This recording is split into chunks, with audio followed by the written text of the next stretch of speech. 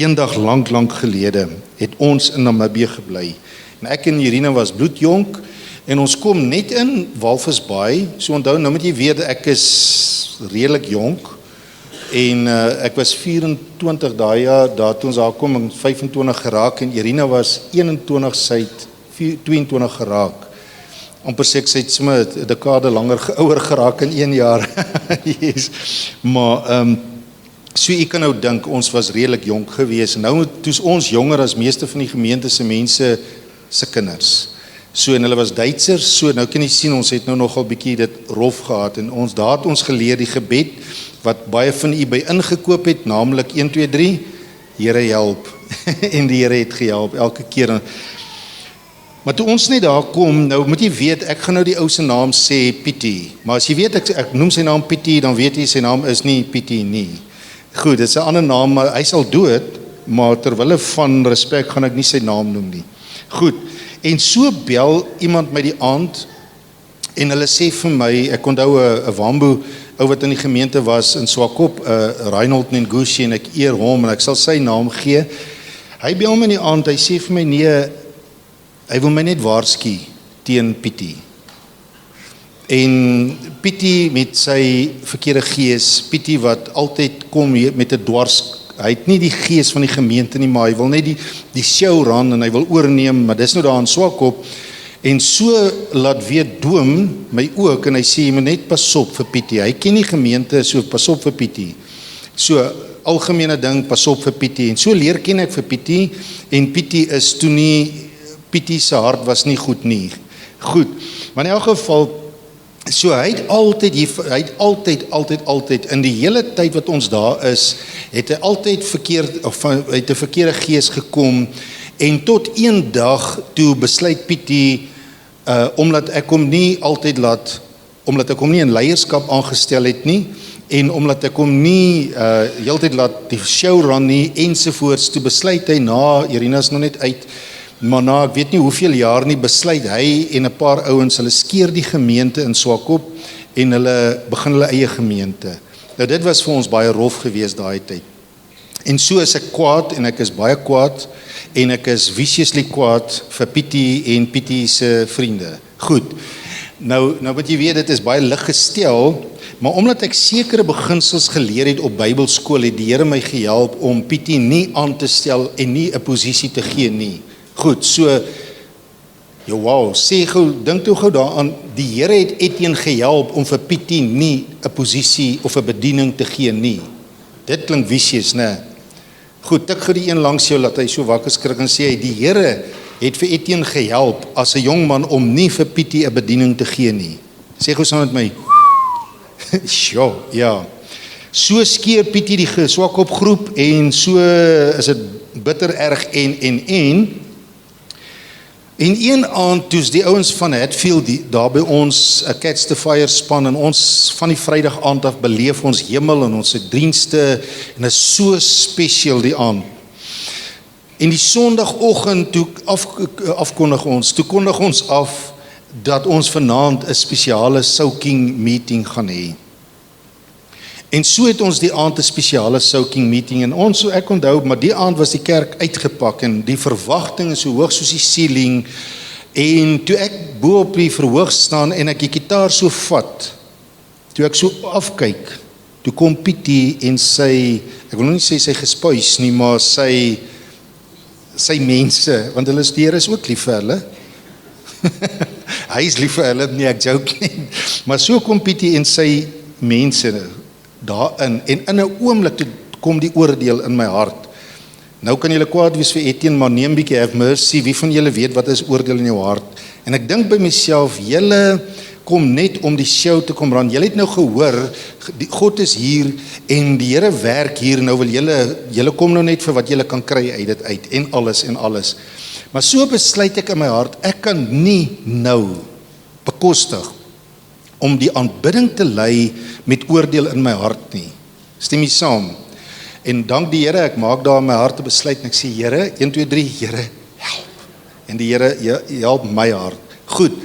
En die aand toe ons aanbid en die Heilige Gees neem oor. dat daar nie eers bediening was nie. Die aanbidding het oorgevloei, en later het mense hier kom lê op die mat, en dit was net amazing hoe die Heilige Gees opgedaag het, en ons aanbid, en ek het die hele tyd net vir myself gesê, fokus net op goed, en ek wink vir Rob Bouwman in die banke, want hy moes bedien het, en hy wys net vir my, gaan aan, die Here is hier, ons wil nie inbreek maak, as die Here werk, los hom net, laat hy werk, ons val nie die Here in die rede nie, om het so uit te druk nie, omdat ek nou moet bedien nie, en ek onthou net ons aanbid so, en in die aanbidding, verander die Here my hart, om hierdie ouens te vergewe, en hulle vry te spreek, en toe ek weer hoor, toe bid ek 'n gebed, en ek sê, Here, Lord, make us one, Lord, en ons begin net te aanbid, en toe ek weer hoor, toe sing die gemeente saam, onthou dis 'n lied, dis 'n gebed gewees, nog nooit gebid voorheen nie, niks nie, en ons sing net, make us one, dis waar hierdie lied gebore is, daai aand, en ons sing, Lord, make us one, you will come and make us one, you said in your word, in Jesaja 62, we will not be a wilderness, but we will be one, and we will be paradise, ensovoorts, en die volgende oomblik, uit die verandering van hart, toe wink my oog na die ou,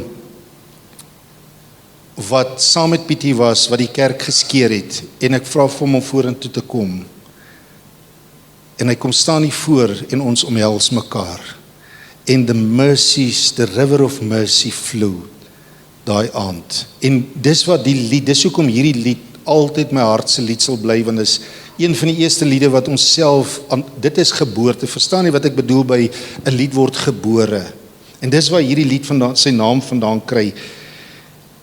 Ons kom in Vryburg 'n klompie jare, want intussen trek ons Otjiwarongo toe, en ons trek later Vryburg toe, en ons bly in Vryburg, en ons is nou al 'n jaar of meer in Vryburg, en een aand toe bel iemand uit swak op my, hier uit die bloute uit, en ons gesels so, hallo Ruben, en dit en dat, en oor alles, en op 'n stadium vra ek vir hom, hoe gaan dit met die ou, en hoe gaan dit met daai, en so vra ek die aand, hoe gaan dit met Pietie, en hy sê vir my, Pietie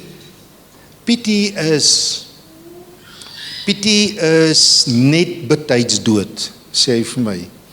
En hy vertel toe hoe Pietie, omdat hy nie hom onderworpe gehad het aan gesag ensovoorts nie, het hy homself as 'n profeet aangestel, so hy jong meisies daar in sy huis gehad.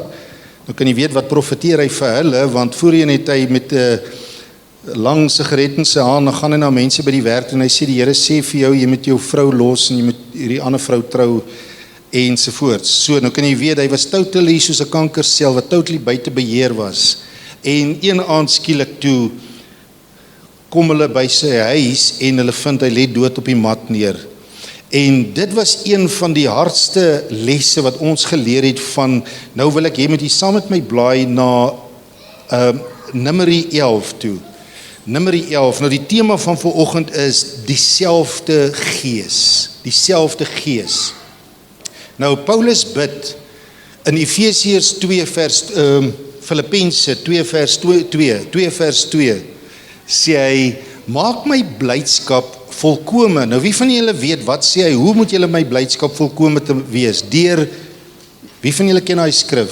Maak my blydskap volkome deur eensgesind te wees, een van sin en een van siel. One in spirit, one in purpose, one. So dit is daai skrif. So Filippense 2, nou ouens, Numeri 11 was Moses by 'n moedelose punt in sy lewe. En hy voel in hom sy hart, hy kan nie verder met die gemeente so aangaan nie, onthou hy het 'n redelike groot gemeente, net die manne in sy gemeente was so 1,6 miljoen manne. So is 'n redelike groot volk, Israel, wat hy, en hy gaan na die Here toe en hy sê, Here, ek sukkel, ek kry swaar, ensovoorts, en die Here sê vir hom hierdie woorde in vers 16. Toe sê die Here vir hom, bring vir my 70 manne, uit die oudstes van Israel bymekaar, wie jy weet dat hulle oudstes van die volk is. Nou daai oudstes is nie fisies oudstes nie, dis ervaring, dit is ouens wat die pad saam met jou geloop het. Goed, oudstes van die volk en sy opsigters, en bring hulle by die tent van samekoms, dat ek hulle daar dat hulle daar by jou kan staan. Vers 17, nou vat 'n geweldige groot highlighter in jou hand. Moenie so skryf nie, vat hom so dat jy hom dik kan druk. Goed, nou moet julle weet, hierdie vers is vir my belangrik. Hoekom sê die Here dit vir Moses? Hy sê, dan, dis God wat hier praat, dan sal ek neerdal, ouens, as God sê, ek gaan daar vir jou wag, ek gaan neerdal, moet jy weet, dis 'n groot saak hierdie, stem jy saam, dis nie sommer net, laat die Here 'n tip gegee het, of net so iets nie verbygaan nie, God sê, ek gaan neerdal, en hy sê die woorde, dan sal ek van die Gees, met 'n hoofletter, met ander woorde, salwing, die Heilige Gees, die Gees wat op jou is, afsonder en op hulle lê. Wow. So ek sal van die Gees, Moses, jou anointing, ouens, Moses se amp, hy was 'n profeet, sê Deuteronomium 18 vir ons. Goed, hy was 'n profeet. Nou, dan lees ons verder, dit is net amazing wat julle gaan dit mos nou later op julle eie lees. Vers 25 sê, daarop het die Here neergedaal met die wolk met hom gespreek, en hy het van die Gees wat op hom was, afgesonder en op die 70 oudstes gelê. En terwyl die Gees op hulle rus, of solank die Gees op hulle rus, het hulle geprofeteer. Nou dan is daar 'n onderste gedeelte wat sê, daarna nie meer nie. Nou ouens, dit is in die vertaling sal jy sien, in die King James vertaling sê, daarna nie meer opgehou nie. So dis eintlik wat dit sê. So, daarna nie meer opgehou, it did not cease. En wat het gebeur, en dan gaan jy aan en lees, toe kom hierdie ouens van die berg af, en presies, sê saam met my presies, so goed, en so dinamies, soos wat Moses geprofeteer het, het hierdie ouens onder die laar ingegaan, en hulle het presies geprofeteer, net soos Moses. In so mate, dat die ouens na Moses toe gekom het, en hulle sê vir Moses, jy is een van die dae uit 'n job uit, want hierdie ouens doen dit so goed soos jy. En Moses bid, in vers 29 sê, maar Moses sê vir hom, ywer jy vir my? Probeer jy my in 'n job hou? Hy sê ag, nou daai woordjie ag is nie ag nie, die Hebreëse woord daarvoor is o ja, sê saam met my, o ja. So ek weet nie hoekom die Afrikaanse vertalings dit vertaal het as ag nie, maar o ja beteken let God do it, of let God arise, may God help me. Dis eintlik wat dit beteken, God help us. Hy sê, as die hele volk maar profete was, dat hy sy Gees oor hulle mag gee. Nou ouens, toe ons op Bybelskool was, het ons die vak gedoen, Eternal Church. En dit was een van die amazingste dinge, 1500 jaar later, 800 jaar later, kom die Here deur die mond van die profeet Joël, en hy sê vir die volk, op grond van hierdie gebed, Moses se gebed, resound nog steeds in die troonkamer, en my belofte is, daar gaan 'n dag kom, dat ek my Gees, Joël 2, op alle vlees uitgiet, en alle vlees, seuns en dogters sal profeteer, nog 700 jaar later, met ander woorde 1500 jaar, na hierdie gebed van Moses, toe stort God in Handelinge 2 sy Gees uit. Dis op grond van hierdie gebed van Moses. Sê gou saam met my, God is good, amazing. Nou dit is as die teologie, as ou die teologie hiervan reg verstaan. Nou ouens, wat het hier gebeur? Die wat dieselfde Gees as Moses gehad het, het in dieselfde salwing beweeg. Nou, die teenstelling van hierdie selfde gebeurtenis, Esegiel 13 sê, God sal nie met los kalk bou nie. God bou nie met los kalk nie. En ek onthou altyd, en ek het dit al gesê, ek onthou die dag toe vang Melissa die grappie nog, of die gebeurtenis, maar doomkuier by ons in Walvisbaai, en daar was 'n ou gewees ook, wie van julle weet, ken die ou uitdrukking wat sê, a rolling stone gathers no moss. En hierdie ou was 'n rolling stone, hy het geglo, ek val nie by 'n gemeente nie, ek doen my eie ding. En hy wil vir Doom toe sien, laat Doom hom net salf, en hy kan verder gaan om sy eie ding te doen. En Doom sê vir hom, Boeta, God bou nie met los kalk nie. en hy hoor daai L verkeerd. Hy hoor nie die L nie. Hy sê, wat? Wat begoed? En, maar in elk geval, ouens, God, die kalk in die Bybelse tyd was, wat ons noem vandag, sement. Dit was verbintenis. Sê saam met my verbintenis. God soek verbintenis in 'n gemeente. God werk nie so, en dit is nie God se hart dat mense op hulle eie is nie. Dis wat hy bedoel het by God bou nie. Hy kan nie 'n huis bou, hy kan nie die kerk bou, hy kan nie 'n liggaam bou as mense op hulle eie is nie. Daar moet verbintenis wees. Dis wat beteken, daar kan nie los kalk wees nie. Amen. So kry jy die prentjie. Goed. Okay, so daar moet verbintenis wees, en dit is hoekom Paulus bid in Filippense 2 vers 2 sê, maak my blydskap volkome deur eensgesind te wees onder mekaar, een van siel en een van sin.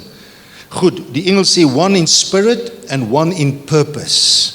Goed, nou ek wil 3 dinge bespreek vir oggend, 3 sulke langes, nee ek joke net. Die eerste ding wat ek wil hê, ons moet net gou 'n bietjie stil staan, is ons is besig met Dawid. So kom ons gesels so 'n bietjie oor Dawid se battle. Wie van julle weet Dawid het baie battles gehad? Goliat was die kleinste battle wat Dawid mee gesukkel het. Hy het nie gesukkel nie, maar een van die kleinste reëse in sy lewe. Dawid se battle met die mense wat nie sy gees gehad het nie. Onthou ouens, Dawid se gees en sy leierskap, het ek al hoeveel keer gesê, was gebaseer en gebou op sagtheid en op menswaardigheid en eerbetoning. Dit was wie Dawid was. So nou die dag het ek bedien oor dat Dawid dit so ernstig geag het om vir Saul 'n begrafnis te gehad het. En Dawid die ouens laat doodmaak het. Wat gedink het hulle doen Dawid te guns in 'n spies en Saul sy te steek. Om vir Dawid te help. Toe laat maak Dawid hulle dood. Want Dawid het ag geslaan op eerbetoning, menswaardigheid en gentleness of sagtheid. Nou, terwille van tyd, al wens ek gaan ek nie oor al hierdie punte, al hierdie ouens in sy lewe, oor almal gesels nie, ek kan nie, al wil ek. Die eerste ouens was 1 Samuel 30 vers 22 tot 25 was die deugniete. Nou onthou, deugniete in die Bybel beteken 'n worthless person, die waardeloses. Hulle wat geen waarde binne hulle self gehad het nie. En daai ouens, hierdie geval was, hier kom Dawid hulle met 600 manne en hulle gaan oor en hulle om 'n oorlog te maak. En hulle kom by 'n rivier en 200 van die 600 sê, ons is moeg. Ons kan nie verder nie, ons is moeg. En hulle bly net daar en hulle gaan nie saam met Dawid fight nie. En Dawid met die oorblewende 400 gaan oor die rivier, hulle fight die fight, hulle kom terug, hulle wen en hulle kom met 'n groot buit, kom hulle terug. En toe hulle terugkom onder Dawid se manne, ouens, die shockingste ouens is, hierdie ouens, die deugniete was nie die ouens wat daar bly sit het op die wal nie, daar was deugniete onder Dawid, wat saam met hom gefight het. Yes, maar hulle was waardeloos. Hulle kom terug, en wie van julle weet, wat sê daai deugniete vir hierdie ouens wat agter die dam gebly het? Julle mag nie van ons byt kry nie, julle het nie saam met ons beklei nie, so ons deel niks met julle nie, penway. So, maar die skrif noem hulle deugniete, en Dawid sê vir hulle ouens, boys, dit werk nie by my so nie.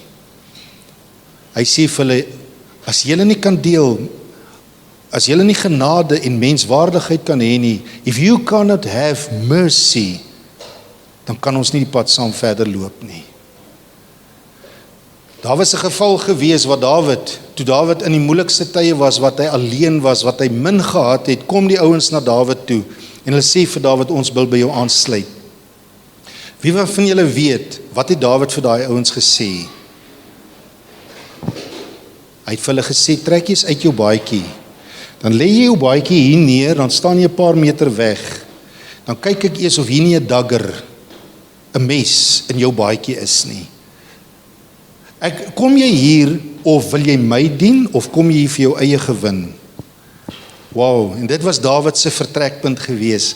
Die tweede groep ouens was, wat in 2 Samuel 5 vers 6 tot 8, en julle kan alles op julle eie loop lees, waar hy sê dat die blindes en die lam is, maar dit is simbolies gesproke wat nie die visie en die hart van Dawid gehad het nie, sê die skrif, hulle het nie sy hart gehad en hulle het hom die hele tyd geopponeer.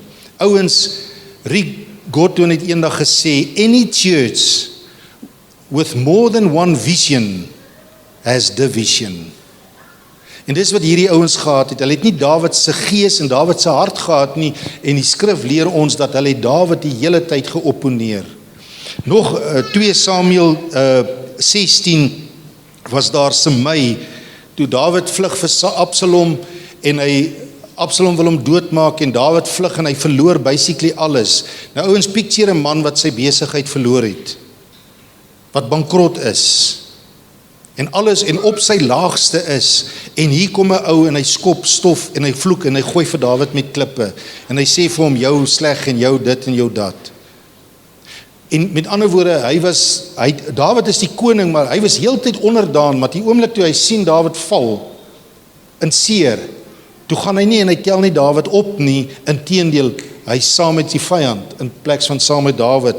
En dan lees ons van 'n vreeslike situasie, en mag julle, ek wens ek kon stilstaan by hierdie geval, in 1 Samuel 21 vers 7, lees ons 'n interessante ding. Ons lees van Dawid, wat vlug vir Saul ensovoorts, en hy's hier besig en alles, en hy hardloop weg en alles, en in sy seer, in daai hele perikoop, of daai hele gedeelte, wat skryf van Dawid, 1 vers sê, nou ouens, as jy dink iemand wat goeie flieks kan maak, is goed. Die skrywer hiervan was uitmuntend gewees.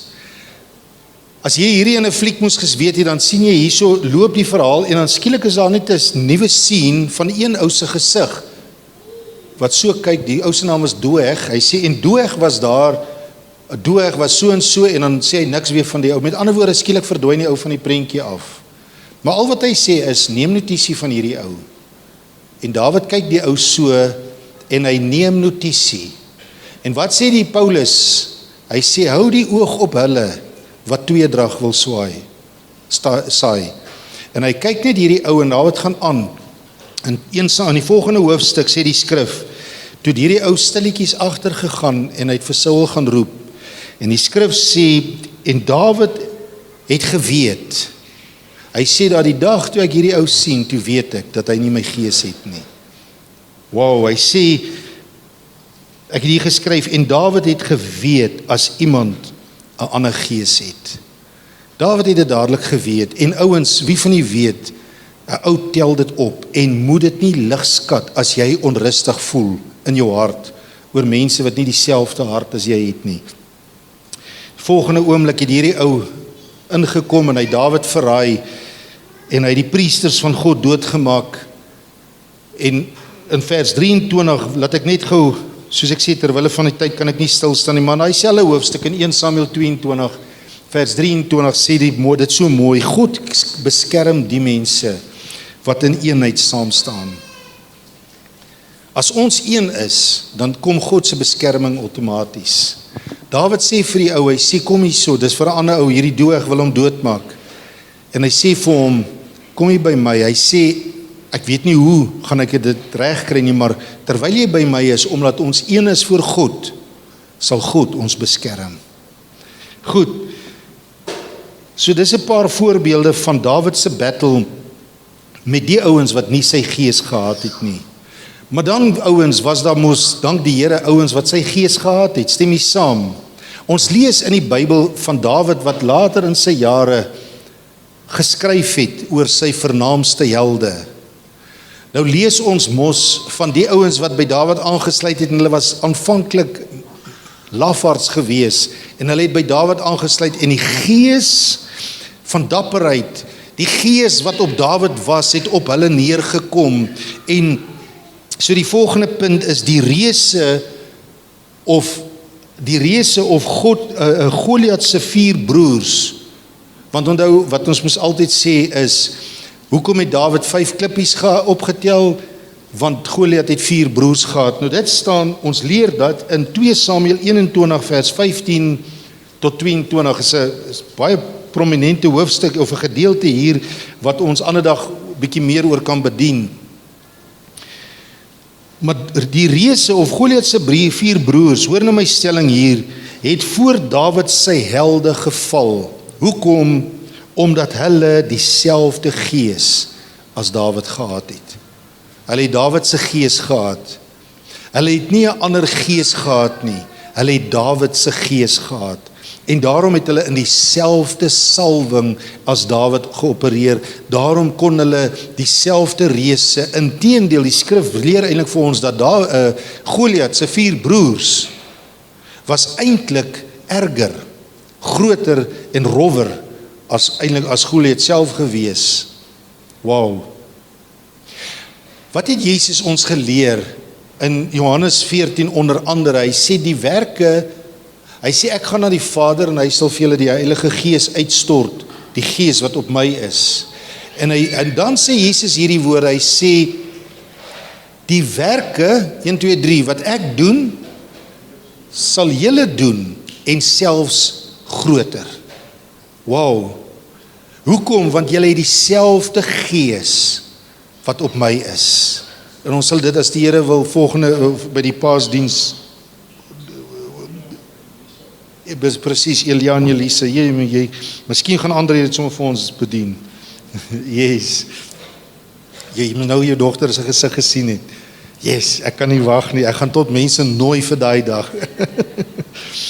Nou kom ons gesels gou die derde punt. Die eerste ene is die battle van Dawid wat met die manne wat nie sy gees gehad het nie, en dan was daar die ouens wat wel sy gees gehad het en hulle het die reëse, hulle het die Goliat se 4 broers doodgemaak.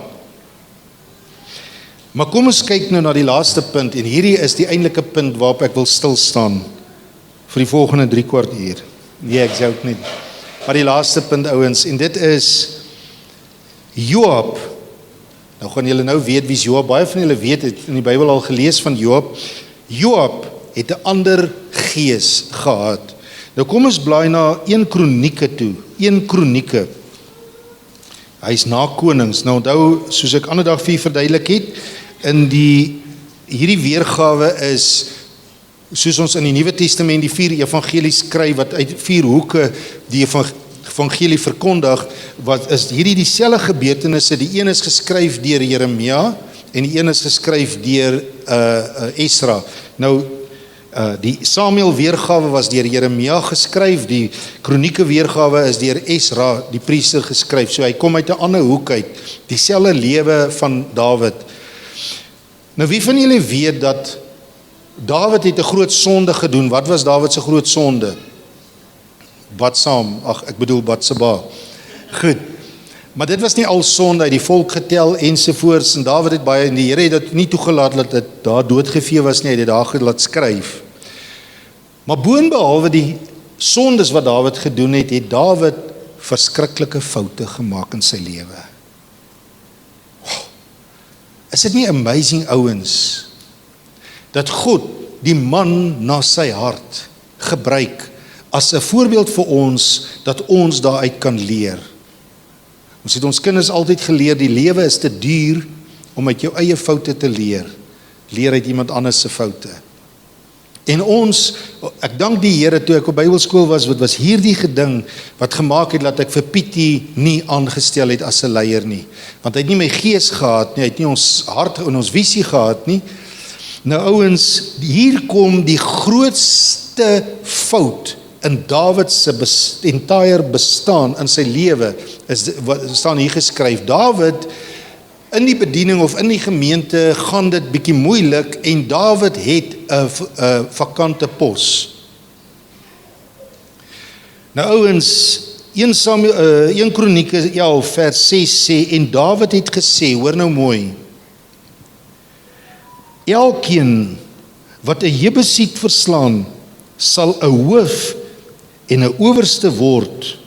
Met ander woorde, ek het 'n pos vir 'n generaal vir 'n oorlog. Met ander woorde, ek soek 'n kommandant of 'n generaal vir my weermag. Dis wat hy eintlik hierso sê. Ouens, wie van u weet, jy kan dit nie doen in die kerk nie. Ek kan mos nie iemand hier van buite af vra om vir ons die aanbidding te kom lei nie. En hy het nie die gees van die gemeente nie. Stem nie saam. Jy kan nie. Goed, toe Joab, nou sê saam met my, toe Joab dit sien, hy sê, die seun van Seruja het eerste opgeklim en hoof geword. Nou ouens, so by the way, neem kennis, Joab was 'n fantastiese vegter gewees. Hy was een van die beste generaals wat Israel nog gehad het. Hierdie ou was 'n strateeg. As jy nou Joab 'n persoonlike studie gemaak van die persoon Joab, sal jy agterkom, hierdie ou was gifted by God. Wow. Hierdie ou was deur God werklik geseën en daar was niemand in die geskiedenis of na hom wat kon oorlog beplan soos hierdie ou nie. By the way, pos gou, het u geweet, Hitler was 'n fenominale strateeg gewees. Hitler was baie goed gewees. Nie 'n goeie mens nie, maar hy was fenomenaal in sy vermoëns, soos Joab was. Goed, en nou ouens, hierdie was die grootste fout in Dawid se lewe. In 'n oomblik van swakheid bied hy 'n pos aan. En onthou ouens, Dawid het een ding geleer. As ek iemand aangestel het, kan ek hom nie meer afstel nie. 1, 2, 3. As ek iemand aangestel het, kan ek hom nie weer afstel nie. Dis wat Dawid geweet het. Nou onthou nou ouens, ek het hierby geskryf, hy het 'n pos aangebied, pleks van dat hulle saam groei in eenheid van gees. Joab het 'n ander gees gehad. Nou het jy die volgende punt daar gehad. Wat was die grootste fout? Die grootste fout in Dawid se lewe was, hy bied 'n pos aan, 'n vakante pos of 'n posisie, pleks dat hulle saam groei in eenheid van gees. Hierdie ou het nie die ranks saam met Dawid geloop nie. Sê gou saam met my, hy het 'n ander gees gehad. Goed, hy het nie die gees van Dawid gehad nie. En ouens, hoor nou my volgende stelling. Ek wens ons kan nou stil staan op sy lewe, maar ons kan nie. Ek kondens dit nou net alles. Joab, die volgende punt daar. Hoor nou, kyk nou gou hier ouens. Joab het gegaan vir die vir die ambisie of status of posisie en nie omdat hy Dawid se gees gehad het nie. Dit was die grootste fout in Dawid se lewe. Wat was die gevolg? Wil julle weet wat was die gevolg? Hierdie ou het Dawid al sy jal gegee. Hy het al die joy van die koningskap wat God vir Dawid gegee het, om koning van die grootste nasie te wees. Dawid het dit nie meer geniet nie. Hierdie ou het hom gegrind. Sy hele lewe bestaan vorentoe. Ouens, ek het hier geskryf, daar was altyd, ek weet nie of dit die regte beskrywing is nie, maar julle sal verstaan, en daar was altyd 'n strydigheid van gees gewees. Eina. Joe. Nou ouens, ek en Irina het die mooi van kerk gesien, maar ons het ook die lelik in kerk gesien. Ons het gesien wat gebeur. Het u geweet die Bybel leer vir ons, there's no such thing as elderly rule. As die gemeente betaal vir die pastore salaris en ons sê vir hom wat om te doen nie. Dit kan nie, dis ungodly. Dis hoekom demokrasie in die koninkryk of stemmery in die koninkryk van God nie God se doel is nie. Dit kan nie, want dit kom die gees, die salwing kom, die skrif sê soos die olie van die baard van 'n Aaron afloop op sy kleed, so werk leierskap. Dit kom die visie, die salwing kom van die een wat God gesalf het en dit loop af na die liggaam toe. Die liggaam kan nie, dit is soos die hondjie wat die sterkie wat die hond swaai, dit kan nie, amen. Nou ouens, kom ons maak klaar. 2 merkwaardige punte rondom Joab. 2 merkwaardige punte rondom Joab. En ek het hier geskryf, al was hy 'n fantastiese charismatiese leier. Wil jy weet wat was hy? Daar's seker baie goed wat ek kan uitlig, maar ek wil 2 punte uitlig vandag oor Joab. Die eerste ene is, hoor nou mooi, onthou, sê gou saam met my, al was hy 'n goeie charismatiese leier, 1, 2, 3, al was hy 'n goeie charismatiese leier of generaal, maar julle kry die woord, nee. Die eerste ding, onthou ons, laat in Dawid se lewe, vat hy saam in sy eie lewe, die Here gee hom genade, Dis nie noodwendig kronologies in Dawid se lewe geskryf nie, maar die skrif sê, leer vir ons dat toe Dawid, hy het teruggekyk na sy lewe en hy het hierdie ouens gerecall in sy lewe. En hy skryf oor die vernaamste helde. En hy sê, hier was hierdie ou, hier was daai ou. Hier was die ou en hier was daai ou. Maar een van die opmerklikste dinge was, hoor nou mooi, Joab was nooit onder Dawid se helde genoem nie. Al was Joab beter as die ander. Het hy nooit die erkenning van Dawid gekry. Joab het hom nooit vermeld onder sy helde nie.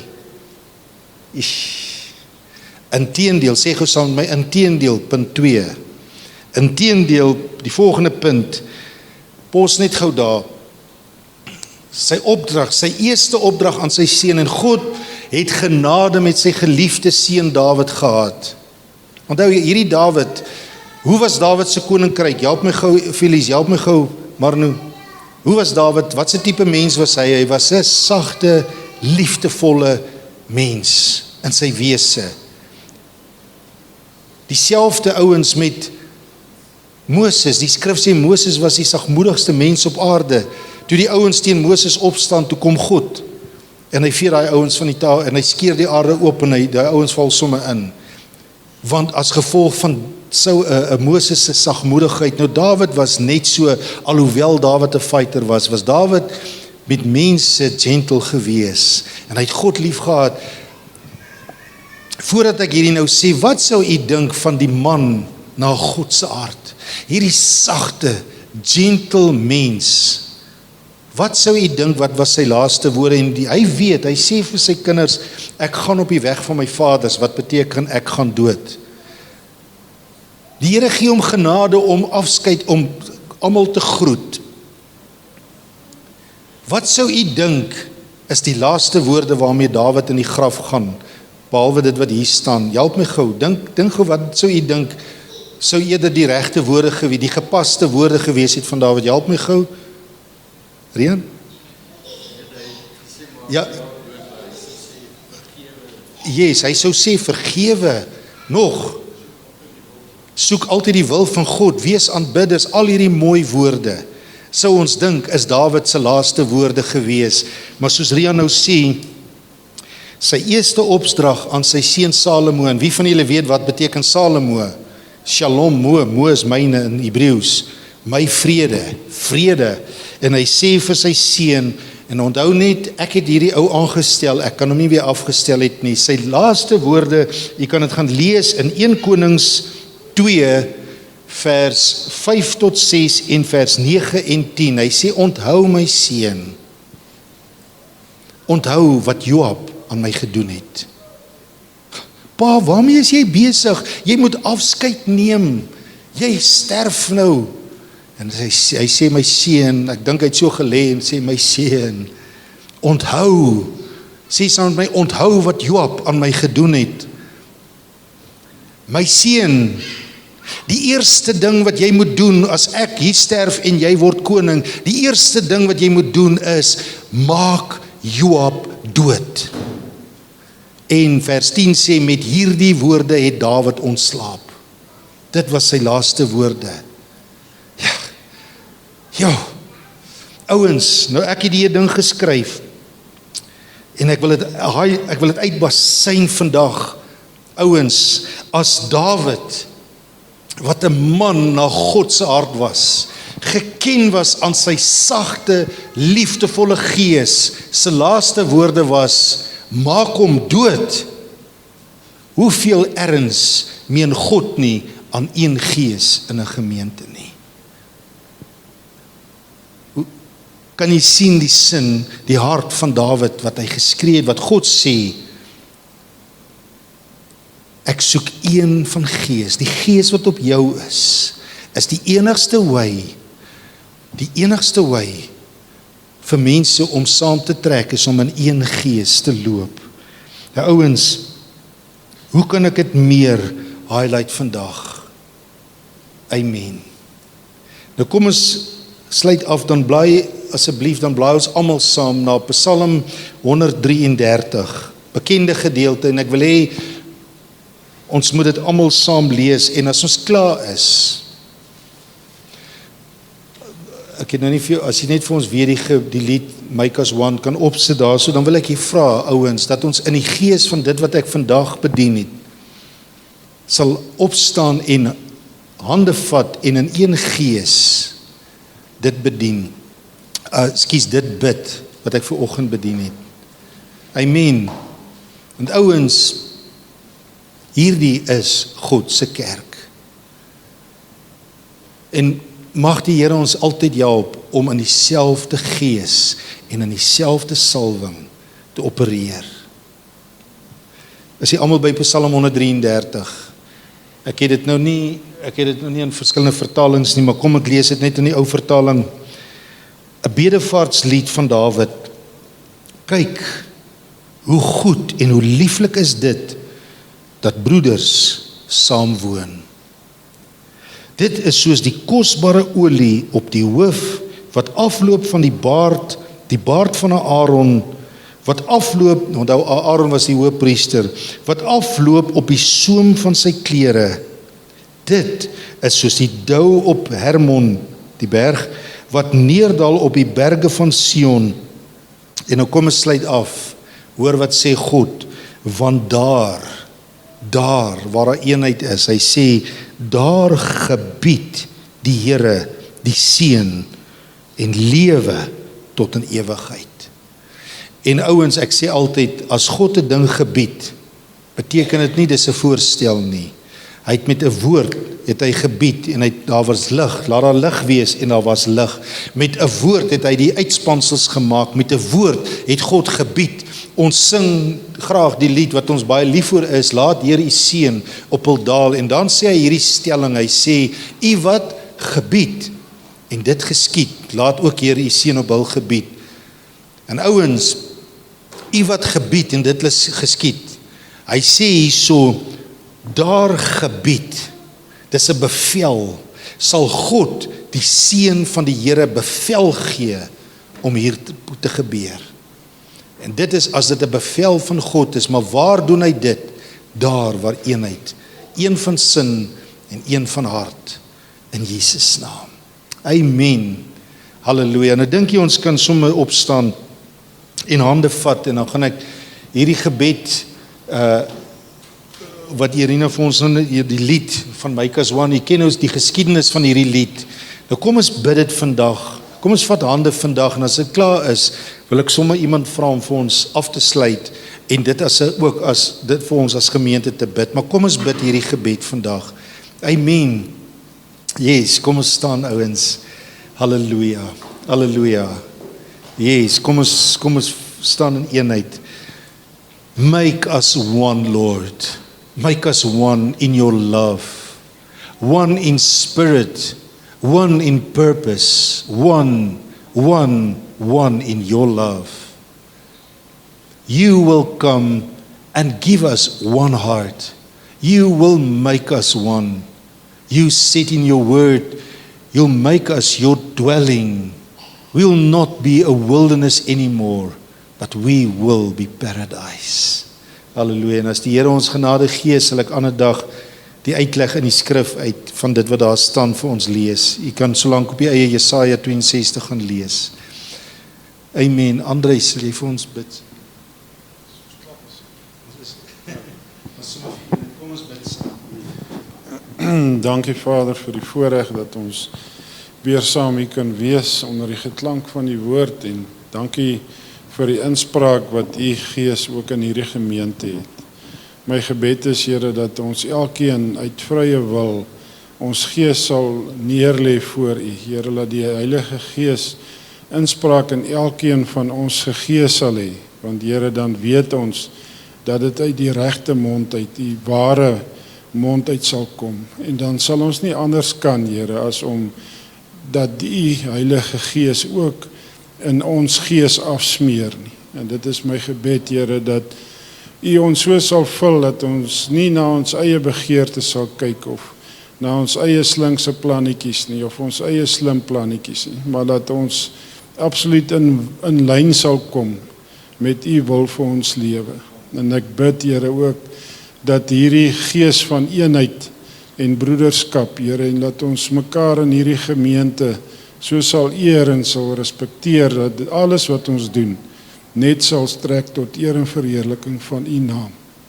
Dankie ook vir Etienne en vir Irina wat U hier aangestel het, Here. My gebed is dat ons daar sal wees om ook hulle hande hoog te hou.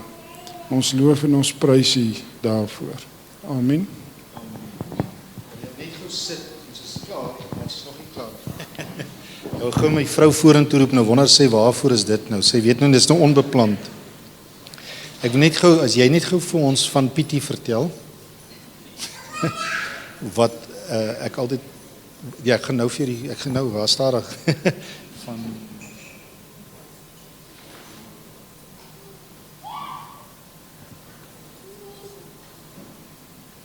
Nou net vir Irina van Pietie vertel, wil ek eers vir u vertel van Jeremy Sinnet.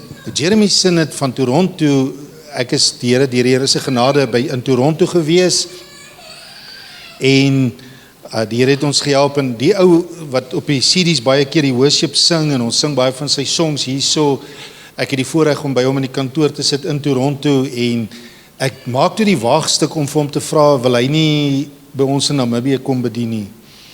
En ek dog hy sal sê, nee, wie is julle? En hy sê, ja, ek sal graag wil. Nou sit soos die volksterre wat die bus gevang het, nou weet hy nie wat om met die bus te maak nie. En ek dog eers is 'n joke, en ek stuur vir hom toe ek terug is in Namibië weer 'n e-mail, en hy kom vraggies, en die lank en die kort is hy kom bedien by ons. En dit was net so kosbaar en spesiaal gewees. Maar hy vertel 'n storie. Onthou, die Toronto ouens is bietjie, ek dink van hulle musiekspanne is groter as ons gemeente. So, maar daar was 'n ou, hy vertel die geval, en mag hierdie elkeen se hart bedien. Hy sê die dag dat hulle die aand 'n worship, 'n soaking meeting moes hê. En hy sê hy het 2 ouens wat hy moes besluit die aand, tussen die 2 ouens om die aanbidding te lei. Die ene ou was fantasties. Hy was fantasties gewees. Hy was nie 'n mediocre nie, hy was goed gewees. Daar was 'n ander ou wat nie so goed was nie. Hy was nie so skilled soos hierdie ou nie, en boonbehalwe, hoor nou mooi, hy het 'n sonde gehad in hulle oë, wat hy nog nie oorwinning gehad het nie. Nou kan jy dink, dit is 'n no-go, stem jy saam, jy gaan eerder vir hierdie ou, hoor nou mooi, wat nie 'n sonde gehad het, wat hy nog nie oorwinning gehad het nie, plus, hy's goed. En die aand, toe kom hierdie ou, wat 'n sonde gehad het, en nie so goed was nie, en toe vloei hy, toe lei hy. Toe die leierskap vir Jeremy ingeroep en gesê, maar wat gaan nou hier aan? En hoor nou die mooi die woorde. Jeremy sê vir hulle, hy sê, ek vloei eerder saam met hierdie ou. Ek weet hy het 'n sonde in sy lewe, hy het nog nie oorwinning nie. Sy mooiste woorde was, he is in process. Hierdie ou, die sonde maak, dat hierdie ou sê, Here help, ek sukkel. Maar hy het so mooi gees gehad, en dit was maklik, hy het net ingevloei saam met Jeremy. Hierdie ander ou was goed, en hy het nie 'n sonde gehad nie, maar hy het geweet hy is goed. En hy het 'n ander gees gehad. Hy was nie so vloeibaar, so pliable, soos die Engels sê, en Jeremy het gesê, ek sien nie kans om hierdie ou saam met my te vat nie. Wow, dit was vir my 'n hengse eye-opener, en in die lewe het ek dit gesien. So nou net so, dis so 'n bietjie 'n pluimpie op die ouens wat hier so saam is, met hulle mooi gees. So hulle het gevra, ek moet vir julle hande klap, vir die ouens in die aanbiddingspan se mooi harte en salwing. Amen. Net 'n laaste storie oor Pietie se lewe. Wil ek nou amper sê, arme Pietie, sy ore is seker rooi warm daar, waar hy homself bevind. So Etienne het nou vanoggend dat die prentjie geskets van toe ons in die gemeente gekom het, en ons was jonk, en Pietie was heel wat ouer as ons. Inteendeel, sy kinders was ons ouer, ons was ook al ouer as ons, so hy was by verre ons senior. So gebeur het toe nou elke keer as ons sien maar 'n huis sal het, of 'n Bybelstudie geleentheid, of wat ook al, dan kom hy, maar dan skaak hy dit. Hy sidestep vir Etienne, en hy skaak hierdie hele ding, en alles gaan net oor hom en sy bediening, en dit wat hy wil sê, en dit wat hy wil doen. En dit is nou half moeilik want hoe hanteer jy dit? Jy wil hom nie daar voor die groep stil maak en sê hoorie, jy's uit lyn uit nie. Hoewel mens dit kan doen, maar mens wil dit nie graag doen nie want ons wil graag nog verhouding ook bou. En toe bid ons hierdie vreeslike kragtige gebed, Here help. En ons vertrou die Here om 'n geleentheid te skep om vir hom te kan sê, hoorie jong, daar's 'n flaw in jou hart. En hy het 'n self van sy eie gehad en swak op daai tyd, wat hy self begin het en self gedryf het. En so is daar mensies wat die betrokke donderdag aand. Maar nou het ons nou net weer die woensdag aan die tipiese belewenis met hom gehad, wat hy die sel oorgeneem het en net sy ding wou doen en heeltemal die ding sidetrack in 'n rigting waarna hy dit wil hê. En hy die donderdag aand het hy sel en swak op en hy bel Etienne die Vrydagoggend, maar hy's ontsteld. Hy sê, kan jy glo? Daar stap 'n vrou by die sel en ek ken haar van geen adem af nie en sy neem net oor. Wie sy nou eintlik? En hy blaas stoom af en hy gaan te kere en Etienne los hom, laat hy praat en hy praat en hy praat en op 'n stadium toe hy nou weer so net asemhaal, half vir Etienne vra nou, wat sê jy nou, wat doen mense in so 'n situasie? Toe sê Etienne vir hom, weet jy wat? Dis presies wat jy doen. Nou maar, en toe sê Etienne vir hom, onthou jy, hoe jy instap in 'n sel en jy 'n ding sidetrack, want jy is die een waarom alles wil draai. Nie die koninkryk nie, jy wil jouself verhef, jy wil die aandag hê. En nou ja, ek sal nie sê hy het opgehou met te doen nie, maar hy het daar minder gedoen daarna. Amen. So, droppie penny. Yes, mag die Here ons een van gees maak. Amen.